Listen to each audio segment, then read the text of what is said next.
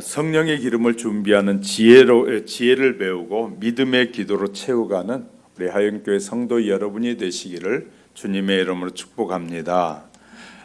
오늘도 말씀을 잘 들으시면 여러분에게 복된 말씀이 될 것이고 여러분의 믿음이 자라는 기회가 되리라고 믿습니다.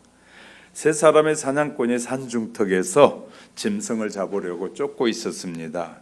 그런데 멀리서 이상한 소리가 들려서 자세히 살펴보았더니 산불이 일어나서 바람과 함께 맹렬한 기세로 타오고 있었습니다.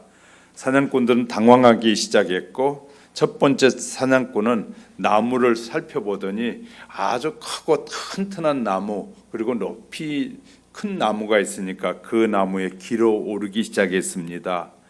그런데 불길은 위로 올라갔는데 결국 큰 나무, 높은 나무에 올라갔던 나무는 사람은 떨어져 결국은 그 불에 의해서 죽고 말았습니다. 두 번째 사냥꾼은 이 뛰는 데 자신이 있어서 그런지 그는 옆에 친구를 놔두고 뛰기 시작했습니다. 뛰는 것보다 불길이 더 빨리 달린다는 말이 있는 것처럼 달리다 보니까 이 사람은 뛰는 것에 지쳐서 결국 그 불길에 또 휩쓸려 죽고 말았습니다. 세 번째 사람은 이 나무에 올라간 지혜도 없고 재주도 없고 뛰는 재주도 없었습니다. 그는 자기의 주머니에 가지고 있던 성냥을 켜서 이 주위에 있는 나무를 긁어 모아서 맞불을 놓았습니다. 맞불을 크게 놓고 난 다음에 그 중앙에서 엎드려 있었습니다. 그리고 나서 그는 그 어려운 문제들이 이 타오르던 불길의 자유함을 누리게 됐습니다.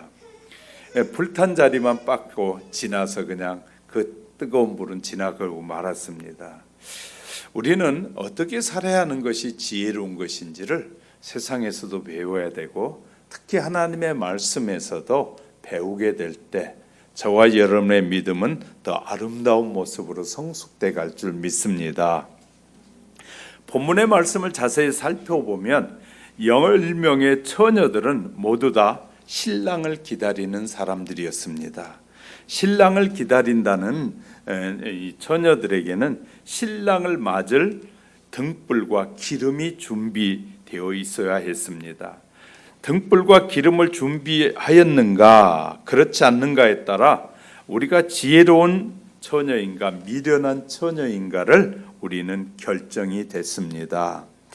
여기서 예수님은 미래를 준비해야 한다는 뜻으로 말씀하시면서 이 지혜로운 처녀의 슬기와 그 결과, 그리고 어리석은 처녀의 실수와 그 결과에 대해서 분명하고 명확하게 우리들에게 말씀해 주고 있는 것입니다. 또 신랑을 맞이하지 못한 불행한 처녀들에 대한 말씀이기도 합니다. 당시 시대는 손을 씻는 일은 율법으로 정한 바리새인들의 정한 것이었습니다. 그래서 예수님께서 그런 바리새인들에게 손을 잡고 깨끗이 씻자고 하는 그들에게 예수님이 하신 말씀은 이 손을 씻는 것보다 마음을 씻는 것이 더 중요하다라고 말씀하기도 하셨습니다. 자신의 죄를 먼저 회개하고 심령을 깨끗하게 하라는 뜻입니다. 이 깨끗한 이 잔과 접시를 내놓기보다 먼저 자신의 마음이 깨끗해야 한다라는 뜻이기도 하지요. 귀한 손님을 모시고 대접하는 예를 갖추기보다 어려움을 당한 사람들, 이웃을 돕는 자비를 먼저 베풀어야 한다라고 우리에게 말씀하기도 합니다. 몸에서 향수를 뿌린다고 이 향기로운 사람이 되지 않습니다. 얼굴에 미소를 띠고 있다고 해서 착한 사람만은 아닐 것입니다. 우리는 이 겉사람의 모습보다 속사람의 아름다움을 챙기는 것이 성도의 삶임을 우리에게 말해주고 있습니다.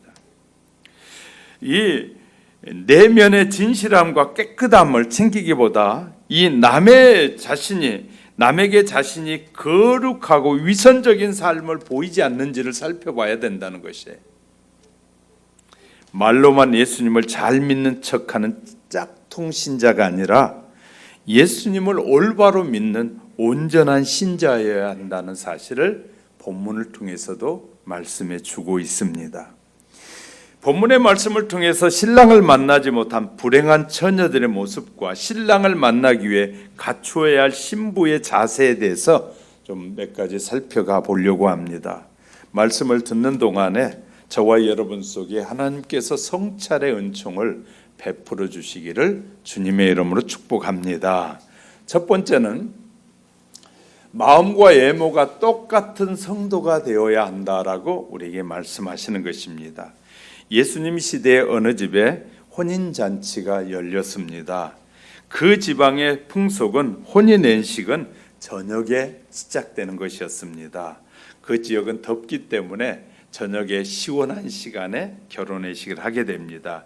결혼식의 신부가 신랑을 맞을 때 친구들을 들러리로 세우게 되어 있습니다. 대개 10명의 들러리를 세우고 신랑을 맞이하게 되는데 들러리로 선택된 처녀들은 잔치에 들어갈 영광을 얻게 되는 것과 같습니다. 처녀들은 신랑을 맞기 위해서 불을 밝힐 등과 기름을 준비해야만 합니다. 신랑집과 신부집 사이 거리가 먼지 혹은 무슨 교통사고가 났는지 고대 갈릴리에 교통사고는 없겠지만 신랑이 더디 오게 됐습니다. 밤은 깊어지고 신랑은 오지 않았습니다. 피곤에 지친 처녀들은 졸다가 깜빡 잠이 들었다라고 오늘 본문은 말씀하고 있습니다. 이 비유에는 신앙적인 교훈이 담겨 있는 것입니다. 예수님께서 재림하십니다. 우리는 재림하시는 주님을 기다리고 있는 처녀들과 같습니다. 정해지지 않는 시간에 주님은 도적처럼 재림하신다라고 말씀하시기도 하셨습니다. 우리는 신앙생활에 등과 성령의 기름을 준비하고 기도로 깨어 있어야 주님을 만나게 될 것입니다. 세상 일이 바쁘고 피곤하여 지쳐 있다가 잠들어 버리면 주님을 만날 수 없기 때문이죠. 여기서 우리가 잠깐 생각해 볼 필요가 있습니다. 이때까지 등을 가진 10처녀가 곁에서 겉으로 보아는 모두 똑같은 사람처럼 보였습니다. 자, 그런데 겉으로 누가 진짜고 누가 가짜인지 알 수 없습니다. 문제는 그 후부터 밤이 깊어졌을 때 일어난 게 되는 것이죠. 밤이 깊어졌을 때 신랑이 온다는 소식이 들렸습니다. 10처녀들은 각자의 등에 불을 붙이려는데 황당한 일이 생겼습니다.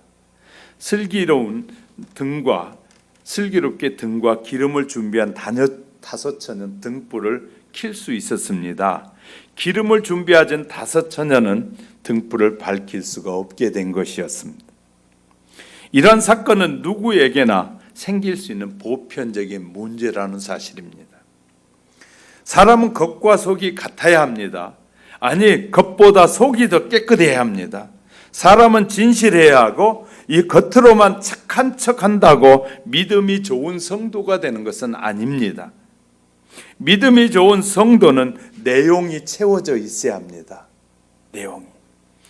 성령이 충만해야 빛과 소금이 될 수 있습니다. 사람이 등불을 켜서 말 아래 두지 않는다고 했습니다. 등불은 이 등경 위에 두게 된다는 것이 무슨 말씀입니까? 성도는 자신이 착한 행실을 드러내서 하나님 앞에 영광이 돌려져야 된다는 것입니다. 겉보다 속이 더 깨끗하고 진실함과 성령으로 충만하게 채워지는 성도가 되어야 합니다. 친구들과 어울려서 술을 마시고 담배를 피우고 막 엮어 놀다가 교회 갈 시간이야. 너도 예수 믿어. 그러면 그 친구가 그래 네가 믿는 예수 나도 믿자. 따라올 사람 하나도 없을 것입니다. 얼마나 우리가 우리의 삶에서 바보 같은 저 친구는 나를 이해해 줄 것이라고 하는데 나중에 문제가 생기면 가장 먼저 내가 가까웠던 친구가 적이 되기도 하고 친구가 나를 무너뜨리는 사람이 되기도 하더라고요. 어이없는 것이에요. 그러니까 우린 기억해야 돼요. 우리가 이 친구를 신뢰하고 사람을 신뢰하는 건 매우 얼마나 어리석은 일인 줄 알아야 됩니다. 제가 언젠가도 말씀드린 것 같아요. 제가 사업을 시작하기 전에 친구에게 사업 계획을 얘기했더니 그 친구가 먼저 그 사업 계획을 듣고 난 후에 가서 지가 먼저 시행하면서 지가 더 값싸게 모든 것을 가져가려고 했던 그 친구의 모습을 보면서 정말 내 계획하고 준비한 것들을 정말 바르게 준비하고 살아야겠구나 깨닫게 됐던. 불교에도 이런 얘기가 있습니다. 불교 수도승들 가운데 풀로 옷을 만들어 입고 나무 열매만 따 먹으면서 돌을 닦은 승려를 이라한이라고 말합니다. 그들은 고행으로 돌을 닦은 사람들인데, 그래서 그렇게 고행을 통해서 돌을 닦기 때문에 사람들이 그를 친송하면서 뒷날에 제천석이라는 사천왕이 되는 마음을 그 수행을 통해서 사천왕이 되는 사람들을 말하는데, 이래한이라는 이 승려들이 거짓된 생각으로 수행을 하던 몇몇 승려들이 어느 날 길을 가다가 앞에서 힘없이 걸어가는 노인이 있었습니다. 노인을 만나게 되자 힘이 없어서 빨리 뒤에 오는 사람들의 젊은이들이 따라오는 걸 피해주지 못하니까 이 수행하던 이 두 사람이 지나가다가 화를 벌컥 내면서 하는 말이, 이 건방진 노인네가 내 앞길을 막는가? 당장 주문을 외워서 죄로 만들어 버릴 거야. 저주하는 말을 했습니다. 그리고 주문을 외워봤는데 도대체 노인이 죄가 되지 않았습니다. 화를 품는 마음은 자비로운 마음으로 이길 수 없다라고 불교에서도 말합니다. 화를 품는 마음을 가지고는 자비로운 마음을 이겨내지 못한다. 그렇게 말하고 있습니다. 수도승은 노인은 그런 수도승을 불쌍히 여기면서 하는 말이, 마음속에 나쁜 생각이 있으면 겉모양과 수행자처럼 속이지만 참으로 가증한 사람이다. 그러나 그대들은 설사 벗은 몸으로 고행을 해도 천상에 이르지 못하리라.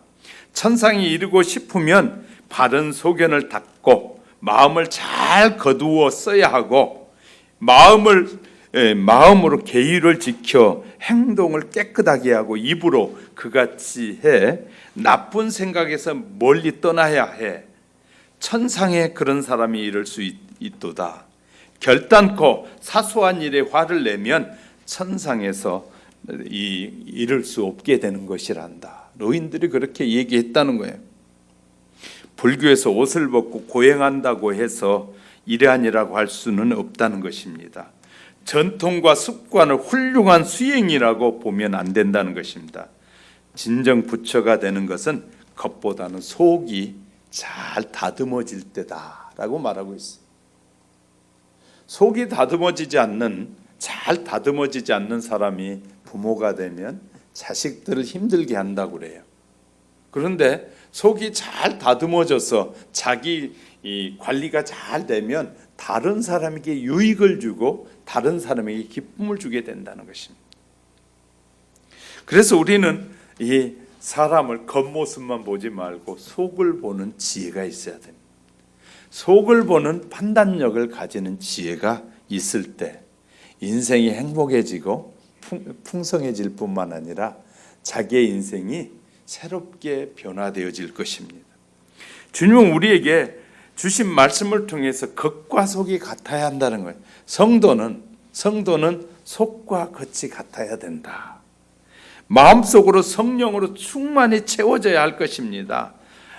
마음속에 성령이 충만해야 한다는 교훈을 얻는 지혜로운 우리 하영교회 성도 여러분이 되시기를 주님의 이름으로 축복합니다.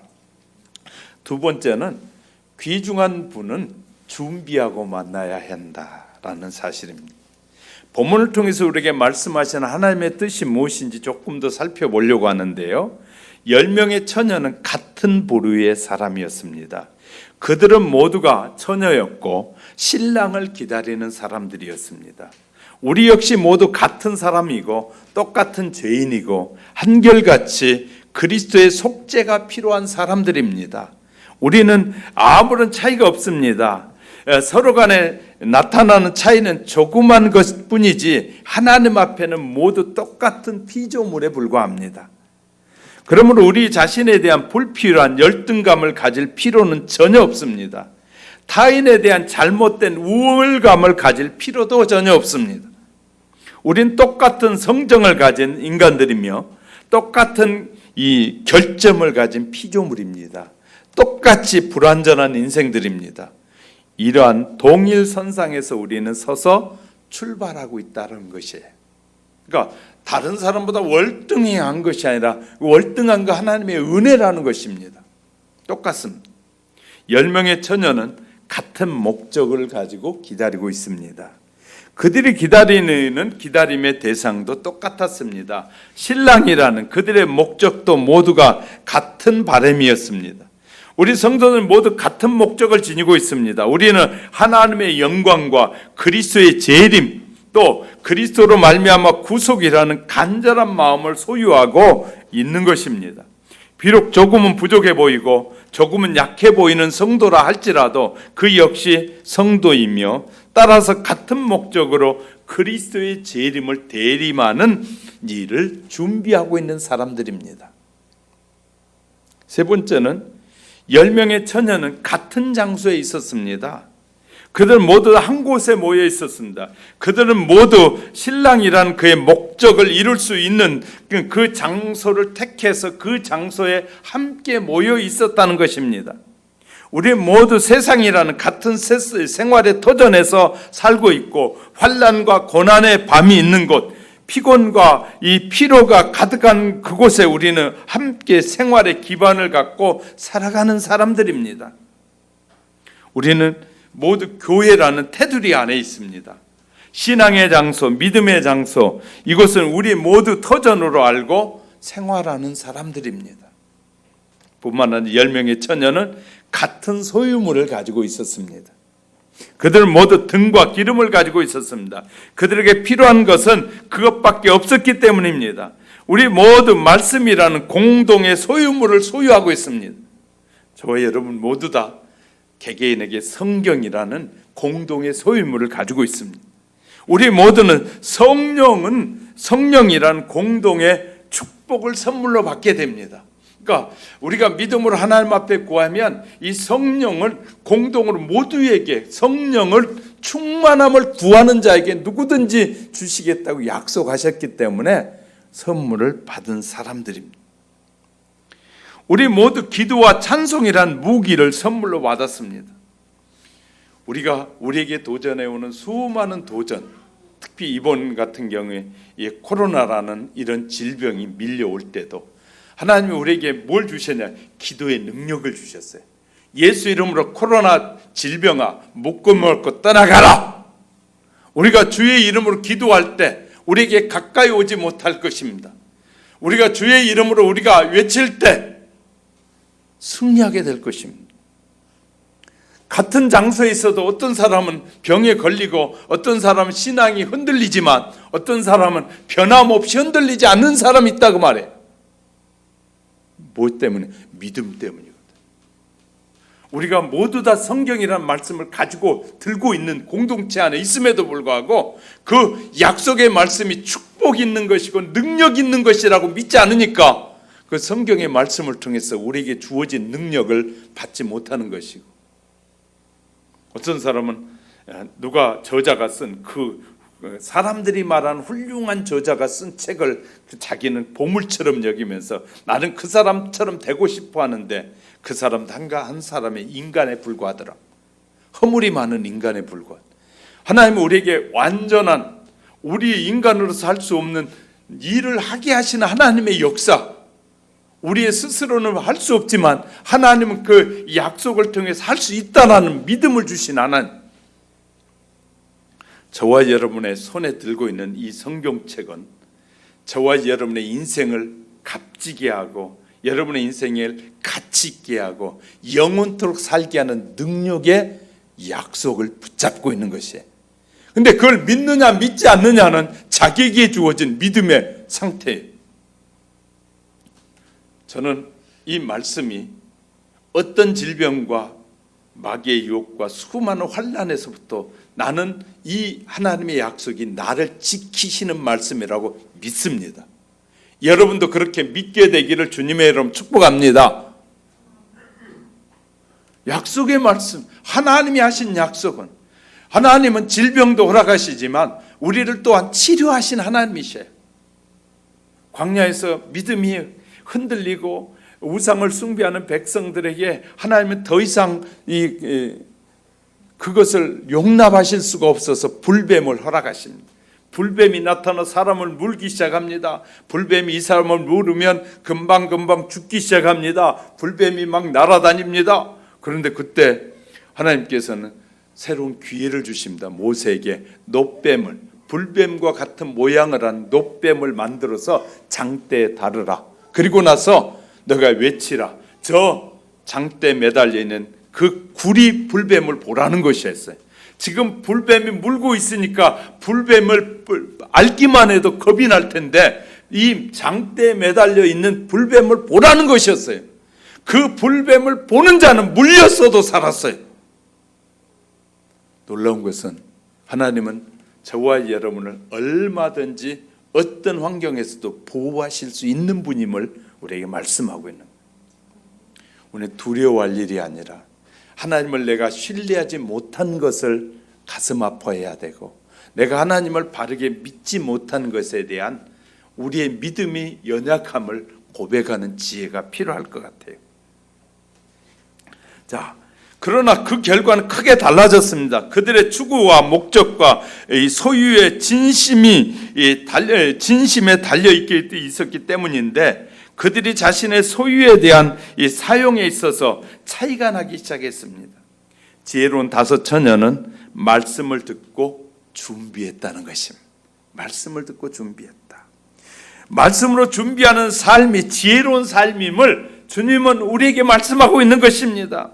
말씀을 가진 것으로 만족해서는 안 됩니다. 그것은 그 말씀대로 순종이 따를 때, 그럴 때만이 가치가 있는 말씀이 된다는 거예요. 할렐루야. 저와 여러분이 들고 있는 것을 내가 이것이 가치 있는 것이라고 믿을 때, 그리고 그 약속을 따를 때 가치의 능력이 나타난다는 거예요.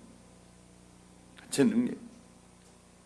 지혜로운 다섯 처녀 말씀이 자신들에게 무엇을 요구하는지를 분명히 알았고 그대로 실천했던 것입니다. 그 결과 6월절에 피를 문설주에 문지방에 바르라는 말씀을 듣고 이 애굽과 모든 이스라엘 사람들을 심판할 이 천사가 나타나서 심판자가 심판하고 갈 때 그 약속을 믿고 양을 잡아서 문설주에 발랐던 그 집은 그 밤에 죽음이 패스오버해 갔더라 라고 쓰고 있잖아요.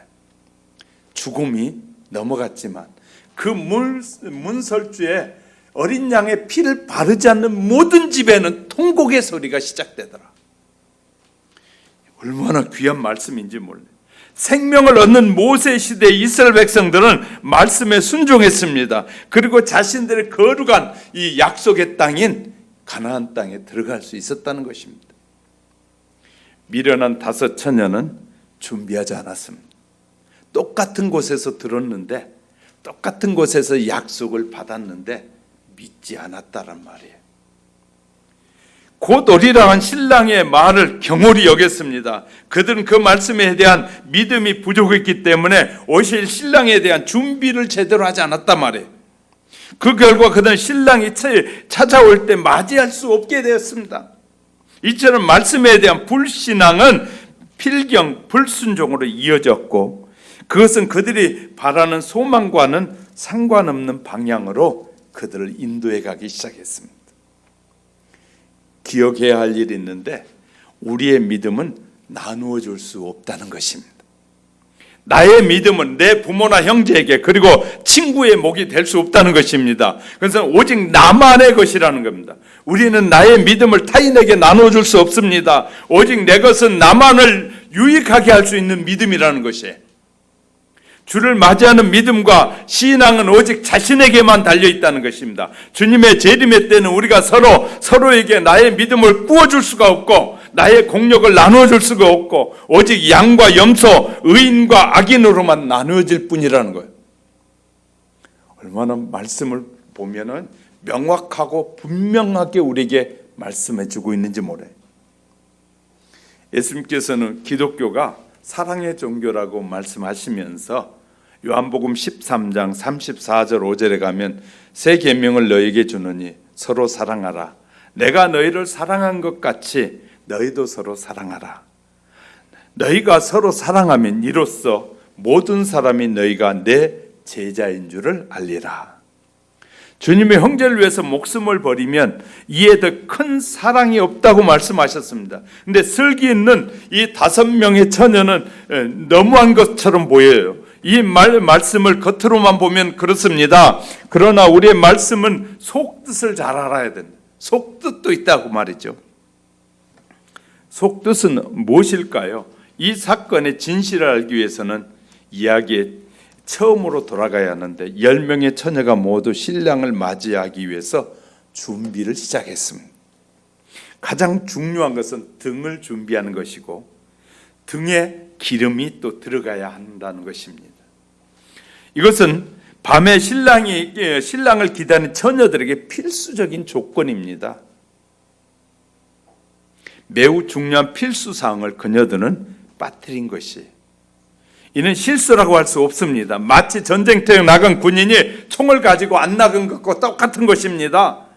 10처녀는 등을 가지고 있었기에 겉으로 보기엔 모두 똑같아 보였습니다. 그러나 미련한 처녀의 등 속에는 기름이 없었다는 거예요.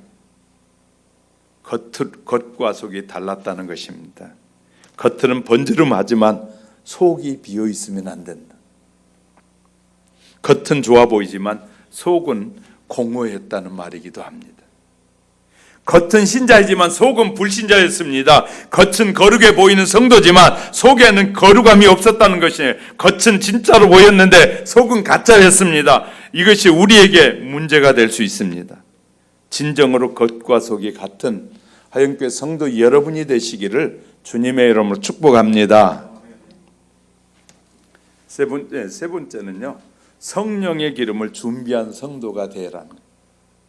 오늘 본문에서 기름의 의미를 바로 알아야 하는데, 기름은 성령을 상징하고 있는 것입니다.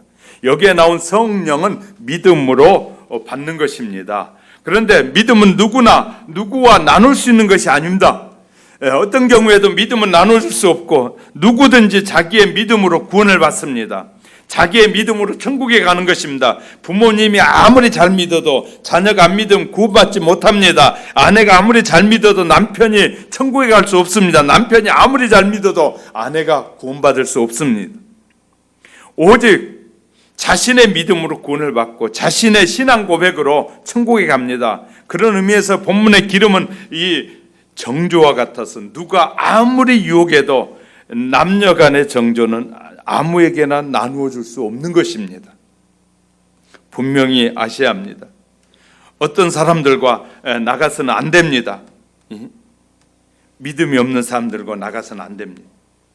세상에 아무리 유혹해도 아무리 좋아 보여도 성도들은 아무리 세상 사람들이 믿지 않는 사람이 좋은 직장을 가지고 있고 명예를 가지고 있어도 그런 유혹을 받으면 안 됩니다. 믿음이 없는 사람과 만나는 것은 곧 자기를 사망 가운데 내보내는 것과 같기 때문입니다.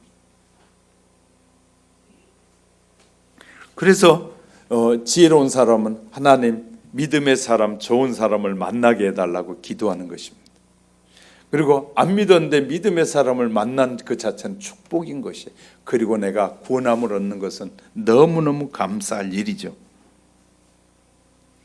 기름이 준비되어지지 않으면 천국에 갈 수 없기 때문인 것이죠. 기다리다가 다시 오시는 주님을 만날 수 있기 위해서는 순결한 준비를 하는 지혜가 필요합니다. 자, 때를 놓친 처녀들에게 닫힌 문은 열리지 않았습니다. 지금 구원의 문이 열려있는 은혜 받을 때입니다. 지금은 누구든지 그 문을 드나들 수 있습니다. 지금은 누구나 그 문을 열 수 있고 그리스도에게로 나올 수 있습니다. 말씀을 듣고자 하면 언제든지 들을 수 있고 기도하고 싶을 때 언제든지 기도할 수 있습니다. 그리스도를 영접하고 싶을 때 언제든지 영접할 수 있습니다. 지금은 그리스도와 막힌담이 없습니다. 지금은 그리스도께 나가는 우리의 삶을 붙잡는 자도 없고 가로막는 방해물도 없습니다. 그리스도는 언제나 우리 앞에 계시고 우리의 맞을 준비하고 계신다고 말씀하십니다.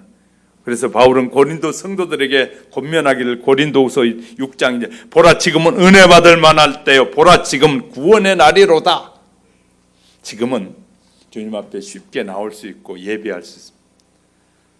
이번 코로나 사태를 통해서 깨달은 것은 예배의 소중함이었습니다. 이런 것이 우리에게 예배를 국가에서 공개적으로 예배를 방해할 때도 있겠다. 국가적 공개적으로 언론을 통해서 사람들의 여론을 통해서 얼마나 놀라운 일인지 모릅니다. 오늘 알게 된 사실인데 서울시장은 아주 나쁜 인간입니다. 이런 때에 쾌허 축제는 축제를 허용했어요. 오늘 그 얘기 듣는데 제가 속에서 아주 불이 나는 거예요. 세상에 모든 이 축제를 하지 말라고 하는 쾌허 축제, 동성 연애자들의 축제는 서울시장이 허가했다는 거예요. 여러분의 마음은 어떻습니까? 저게 인간입니까? 방송에 나와서 교회들 문 닫으라고 예배 드리지 말라고 소리 지르고 외치던 사람이 쾌허 축제를 서울시 한복판에 사라고 허가해 줬다고요? 그런데 여러분 가만히 앉아가지고 그냥 하든지 말든지 말겠습니까? 국민청원이라도 해가지고 못된 서울시장 물러나라고 해야 되지 않겠어요? 얼마나 웃기는지 몰라요. 자기들이 하고 싶은 것은 기원이 하면서 하나님의 뜻을 거역하는 짓을 계속 하려는 그들의 모습을 볼 때마다 얼마나 위선적인 사람들인지.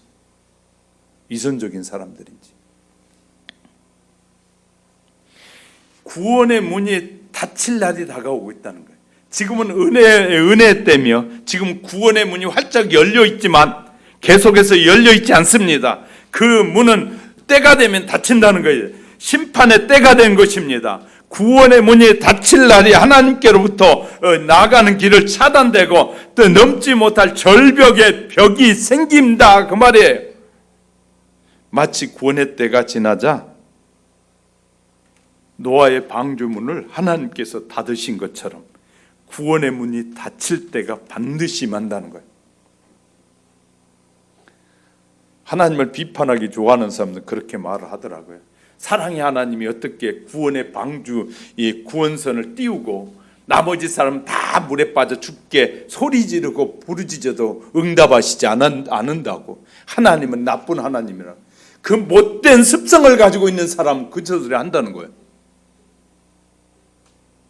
얼마나 120년 동안 노아를 통해서 하나님이 뭐라고 말씀하셨어요? 심판이 이를 것이라고. 홍수가 날 것이라고. 지금 수많은 주의 종들을 통해서 이 땅에 하나님의 심판이 있다고, 주님의 재림이 다가오고 있다고 그렇게 외치고 외쳐도 듣지 않다가 지가 아쉬우면 하나님이 어찌 그런 하나님이냐고 말하는 못된 인간들이에요. 수도 없이 교회에서 제가 외칩니다. 주님의 재림의 때가 다가오고 있다고. 우린 정신 차리고 기도해야 되고 하나님을 의지하고 예수님의 다시 오심을 맞이할 준비를 해야 된다고 수도 없이 말합니다. 그런데 이런 사람들이 갑자기 왔네? 갑자기 온 것이 아니라 2000년 전부터 계속해서 말씀하고 계십니다. 갑자기 온 것이 아니에요. 지금 내일 아침에라도 오신다면 그건 갑자기 오신 것이 아니에요. 말씀해 두고 오신 것이에요. 말씀하시면서 내가 너에게 가까이 가고 있다. 가까이 가고 있다. 내가 나의 때가 다가왔다. 내가 심판의 날이 다가오고 있다. 수도 없이 말씀해도 그 말씀 건성으로 듣고 우습게 여기고 자기 지식으로 듣고 우습게 여기다가 갑자기 믿음을 준비하려고 하니까 준비되지 않을 수 있다. 창세기 7장 16절 하나님이 그에게 명하신 대로 들어가매 여호와께서 그 문을 닫아 넣으셨다라고 쓰고 있어요. 하나님이 닫으셨다. 하나님이 닫으니까 밖에서 열 자가 없어서 결국 하나님을 비웃고 원망하고 자기 소욕대로 살던 모든 자는 물에 빠져 죽었더라. 한 번 닫힌 문은 열려지지 않습니다. 그 문은 누구도 열 수가 없습니다. 문이 닫힌 후에 그 문을 아무리 두들겨도 소용이 없습니다. 인간의 문은 도저히 열리지 않는 그 문, 하나님께서 두 번 다시 여시지 않을 것을 말씀하셨습니다. 구원의 때는 두 번 다시 오지 않습니다. 구원의 기회 역시 두 번 다시 반복되지 않습니다. 구원의 때는 하나님께서 구원의 문을 열어두고 있을 그때뿐이라는 거예요. 지나간 버스 뒤에 손을 흔드는 것은 아무 소용이 없듯이 구원의 문이 닫힌 후에는 뭐라고요? 아무리 울부짖어도 소용이 없다는 거예요. 믿음으로 살아가는 모든 성도는 깨어 있어야 합니다. 그날과 그 시를 알지 못하기 때문이다 그 말이에요. 심판의 주님, 공의를 타작마당에 정하신 그 알곡과 쭉정이를 구분하실 그 하나님, 그분의 재림이 언제인지는 알지 못하기 때문에 우리는 늘 깨어 있어야 한다는 거예요. 그분의 재림 후에 일이 회한의 눈물을 흘리지 않기 위해서 깨어 있어야 합니다. 주님의 재림을 준비하는 우린 모두 깨어 있어야 할 것입니다. 영원한 사망의 잠을 자지 않기 위해서입니다. 신랑이 나올 때 잠들어서 그를 맞이하지 못하는 처녀는 불행한 처녀들입니다. 주님의 재림이 있을 때 신앙의 잠을 자다가 그를 맞이하지 못하는 성도는 불행한 성도가 될 것입니다. 우리는 언제 오실지 모르는 주님을 맞이하기 위해서 늘 깨어 있어야 합니다. 우리가 잠들어 있을 때 주님의 재림이 임하는 불행을 막기 위해서 깨어 있어야 됩니다. 재림하는 승리의 그 기쁨을 우리가 누리기 위해서는 잠든 상태에서 맞이할 수 없습니다. 불행한 신부가 되지 말기 위해서라도 우리는 깨어 있어야 됩니다. 뭘로 깨? 기름을 준비해. 그 기름, 늘 성령 충만한 삶을 살아갈 때 깨어있는 삶이다. 할렐루야. 오늘 많은 사람이 자신의 가진 재산을 믿습니다. 재간을 믿습니다. 성도는 하나님을 믿고 의지하고 기도와 성령의 불을 준비하면 재난을 피할 수 있음을 우리는 기억해야 됩니다. 그래서 믿음이 있는 사람은 이런 환난과 시련이 이어져도 두려워하거나 염려할 필요가 없습니다. 그러나 믿음 없는 사람은 두려워지는 것이. 죽을까 봐 두렵고 모든 것이 사라질까 봐 두렵지만 믿음을 가지면 이 모든 것에 자유하게 될 것입니다. 늘 재난을, 재림의 때를 준비하는 우리 하영교회 성도 여러분이 되시기를 주님의 이름으로 축복합니다. 마지막으로 정리합니다. 성도 여러분, 말씀을 정리하려고 합니다. 성도는 등과 기름을 준비해야 합니다.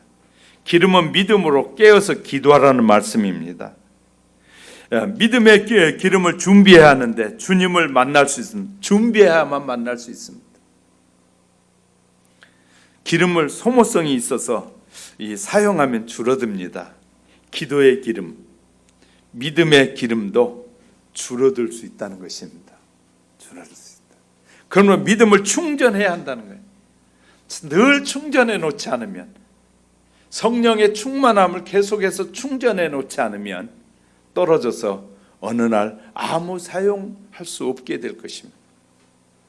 그래서 저는 자동차 운전할 때마다 기름이 떨어지기 전에 벌써 기름을 떠채워 놓고 그럼 언제든지 출발 준비가 되어 있는 것입니다. 근데 기름을 채워 놓지 않으면 어느 날 문제가 생겼을 때 차가 출발할 수 없게 될 것입니다. 그래서 늘 기름을 채우는 것처럼 저와 여러분이 성령의 충만함을 늘 채워놓으면 환난과 시련이 있든 아픔이 있든 고통이 있든 우리 아무 염려하지 않을 것입니다. 왜? 마음껏 하나님 앞에 나아갈 수 있게 될 것입니다. 기도는 아무 때나 할 수 있다고요? 천만의 말씀입니다. 성령이 역사하시지 않으면 기도가 안 됩니다. 성령님께서 무엇을 기도해야 할지 생각나게 하지 않으면 기도가 안 됩니다. 찬양 아무 때나 할 수 있다고요? 여러분 하루 일과를 재보세요. 하루 일과 속에 찬양을 얼마나 하는지, 기도는 얼마나 하는지, 주님을 얼마나 생각하는지. 결코 그렇지 않습니다. 늘 마음에 두고 살아야 됩니다. 마음에 두고 주님을 의지하며 살아야 됩니다. 채워져 있어야 됩니다. 기도 안 하면 소멸되게 되고 기도가 잠들면 믿음이 죽습니다. 기도가 그러니까 기도하지 않고 자꾸 잠만 자보세요. 믿음도 떨어져 버려요. 성경 안 읽고 성령 충만함을 찾지 않고 자꾸 살아보세요. 예배 자꾸 드리지 않아 보세요. 어느 날 시험에 들고 반드시 문제가 옵니다. 이해가 되셨으면 아멘? 그래, 예배가 중요한 것이에요. 인터넷 예배 드려보시면 알지만 생명력이 없는 예배예요. 오셔서 살아있는 생명의 사람들이 함께 모여 예배 드려야 생명력이 있는 예배가 되는 거예요. 그러니까 다른 것이에요. 그래서 우리가요 정말 예배의 소중함을 깨달으셔야 돼요. 제가 늘 말씀드렸잖아요. 저가 없더라도 여러분이 가족들을 데리고 예배할 수 있어야 되고 여러분이 스스로 예배하는 삶을 사는 것을 훈련해야 된다고요. 이 예배를 통해서. 오늘도 예배 드리고 돌아가셔서 예배 드리지 않는 가족이 있다면 여러분이 믿음 있는 여러분이 가족을 모아서 예배 그냥 넘어갈 것이 아니라 오늘 예배 드립시다 하고 모여서 정말 뜨겁게 찬양하고 뜨겁게 여러분이 기도하고 말씀은 전하기가 어려우면 말씀을 읽고라도 그렇게 여러분이 함께 기도할 때 그것은 성령님이 역사하실 겁니다. 할렐루야. 성령님이 역사하면 살아나는 길이 생깁니다. 그런데 그냥 나 예배 드렸으면 됐지 하고 가족들을 방치하면 가족들의 믿음이 죽어가게 될 것입니다. 어떻게 해야 된다고요? 지혜로운 딸 아들들은 그럴 때 뭐 해야 된다고요? 기치를 믿음을 발휘해야 되고 아내와 남편들은 그럴 때 뭐 해야 된다고요? 하나님 앞에 예배하자고 모여서 사주면서라도 예배 드릴 수 있는 환경을 만드는 가정은 주님이 성령으로 역사하실 줄 믿습니다. 그래서 우리 개인도 살 뿐만 아니라 우리 가정을 살리고 우리 이웃을 살리고 정말 하나님을 사랑하는 사람은 이웃을 내 몸과 같이 사랑하는 하나님의 사람들로 변화되는 저와 여러분 성숙해 가는 저와 여러분이 되시기를 주님의 이름으로 축복합니다. 축복합니다.